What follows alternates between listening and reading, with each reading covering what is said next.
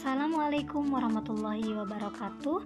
Nama saya Namis, NPM 1910631080 dari kelas 4B Program Studi Pendidikan Bahasa dan Sastra Indonesia, Fakultas Keguruan dan Ilmu Pendidikan, Universitas Singapura Bangsa Karawang. Di video kali ini, saya akan memaparkan hasil pembuatan makalah yang berjudul Pemahaman belajar siswa dalam pembelajaran daring mengenai materi teks editorial siswa kelas 12 SMA N1 Ciampel untuk memenuhi tugas pembelajaran menulis yang diampu oleh Ibu Sutri, SPD, MPD. Adapun rumusan masalah yang terdapat dalam makalah yang saya buat, yang pertama yaitu media apa yang digunakan guru untuk memberikan materi mengenai teks editorial. Yang kedua, bagaimana pemahaman siswa dalam pembelajaran daring mengenai materi teks editorial. Dan yang ketiga, usaha apa saja yang dilakukan oleh siswa untuk meningkatkan kemampuan pemahamannya. Dalam suatu proses pembelajaran, setiap siswa tentunya memiliki kemampuan yang berbeda-beda dalam memahami apa yang dipelajarinya. Ditambah lagi dengan adanya COVID-19 yang melanda dunia, hal ini sangatlah berdampak terhadap perubahan aktivitas belajar mengajar. Pembelajaran daring menjadi pilihan Kementerian Pendidikan dan Kebudayaan untuk mencegah penyebaran virus tersebut. Pembelajaran daring ini sering diimplementasikan dengan beragam oleh pendidik. Namun seringkali implementasi itu dinilai tidak maksimal. Tujuan dari sebuah pendidikan ialah untuk menciptakan seseorang yang berkualitas dan berkarakter, sehingga pandangannya luas ke depan untuk mencapai harapan yang dicita-citakan, dan juga mampu beradaptasi secara cepat dan tepat di berbagai situasi lingkungan yang terjadi. Adanya seorang guru yaitu untuk menghasilkan siswanya yang baik dalam sikap ataupun kecerdasan. Dengan demikian, pemahaman guru terhadap siswa diharapkan mampu untuk membimbing serta mengarahkan siswa agar dapat memahami setiap materi pembelajaran yang diberikannya dengan baik.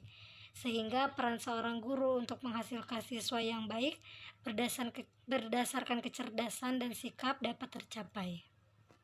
Pembelajaran yang efektif tentunya memerlukan perencanaan yang baik pula. Guru berperan bukan hanya sebagai penyampai informasi saja, akan tetapi bertindak sebagai pengaruh dan pemberi fasilitas untuk terjadinya proses belajar. Oleh karena itu, metode dan media yang digunakan oleh guru dalam proses pembelajaran haruslah berorientasi pada keaktifan siswa. Dalam memilih media pembelajaran yang dibutuhkan, seorang guru harus mampu mempertimbangkannya, karena kesalahan pada pemilihan media pembelajaran akan membawa akibat yang fatal untuk suatu proses pembelajaran. Setiap media pembelajaran memiliki keunggulannya masing-masing. Untuk itu, guru diharapkan dapat memilih media pembelajaran yang sesuai dengan kebutuhan dan tujuan pembelajaran. Dengan harapan media pembelajaran yang telah dipilih tersebut dapat mempermudah dan mempercepat pencapaian tujuan pembelajaran. Sebelum kita membahas isi dari rumusan masalah, kita akan membahas terlebih dahulu pengertian dari pemahaman teks editorial dan juga pembelajaran daring. Pemahaman menurut Kamus Besar Bahasa Indonesia adalah mengerti benar atau mengetahui benar. Seseorang dapat dikatakan paham apabila ia dapat menguasai sesuatu dengan pikiran. Jadi, pemahaman merupakan suatu kemampuan intelektual siswa yang menjadi tuntutan di sekolah dengan melibatkan proses kegiatan belajar mengajar. Pemahaman mengandung arti yang lebih luas dari pengetahuan. Seseorang yang berpengetahuan belum tentu memahami sesuatu dari apa yang dipelajarinya. Sedangkan dengan pemahaman, seseorang tidak hanya sekedar menghafal sesuatu yang dipelajari, akan tetapi mempunyai kemampuan juga untuk menangkap makna dari apa yang telah dipelajari secara mendalam. Selanjutnya, apa sih yang dimaksud dengan teks editorial? Teks editorial merupakan sebuah artikel yang berisikan pandangan atau opini redaksi media massa terhadap suatu peristiwa, isu, ataupun masalah. Dan yang terakhir yaitu pengertian pembelajaran daring. Pembelajaran daring adalah pembelajaran yang dilakukan secara online menggunakan aplikasi pembelajaran maupun jejaring sosial. Pembelajaran daring merupakan pembelajaran yang dilakukan tanpa melakukan tatap muka, tetapi melalui platform yang telah tersedia.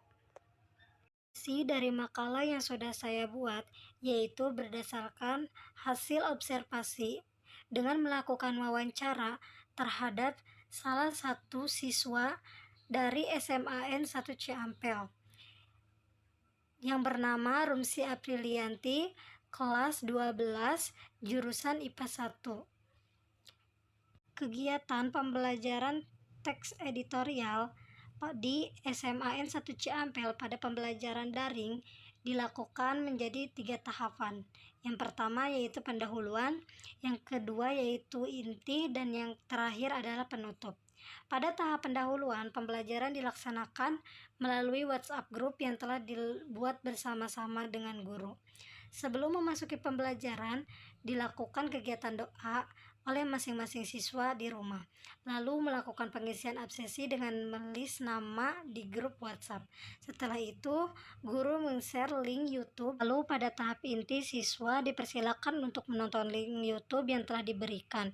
Namun sebelumnya, siswa diberikan instruksi terlebih dahulu untuk menyiapkan alat tulis dan mencatat poin-poin penting yang ada pada tayangan tersebut. Sesudah itu, apabila ada yang mau ditanyakan, maka siswa bertanya di grup WhatsApp yang telah dibuat.